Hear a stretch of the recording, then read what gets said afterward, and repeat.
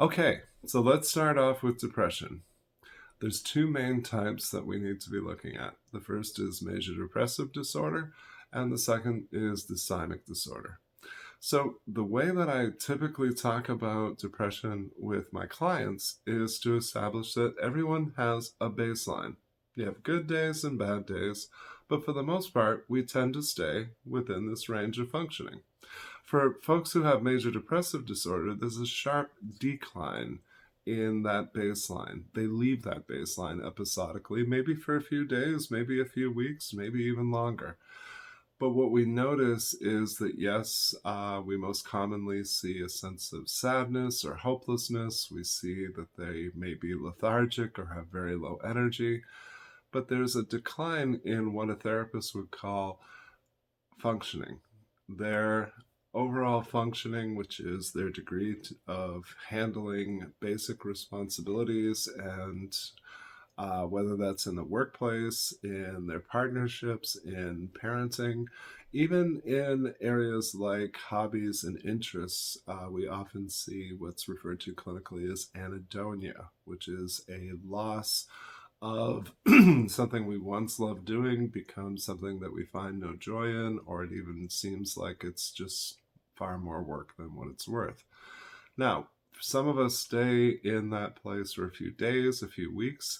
Some of us seem to linger a lot longer. But eventually, with major depressive disorder, we return to our baseline. And the person who experiences these ongoing episodes tends to struggle in terms of their overall quality of life.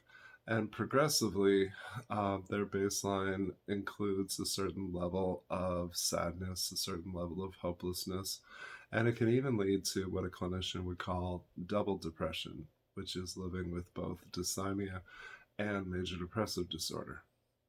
Now, the second type of depression is very common amongst healers and helpers in my experience, and that is dysthymic disorder. Now, what's interesting about that disorder is that there are no observable symptoms to dysthymia. In fact, people who live with dysthymia oftentimes are extraordinarily busy and productive people. And the layperson understanding of that would be that I externalize all of my time and energy. I attend to the needs and wants and feelings of others. I am very active in my career, in my family, in outside obligations. And I am a person who lived with dysthymia for decades. Essentially, it is a very honorable way of avoiding self.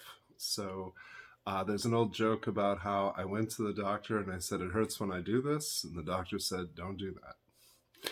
What I found was that when I engaged in introspection, when I had an awareness of what I was feeling, wanting, and needing, that I found it painful or depressing to do so. And so I simply avoided myself by externalizing my time and energy and focusing again on the needs, wants, and feelings of others, of being very productive, of earning a good living, of providing for my family.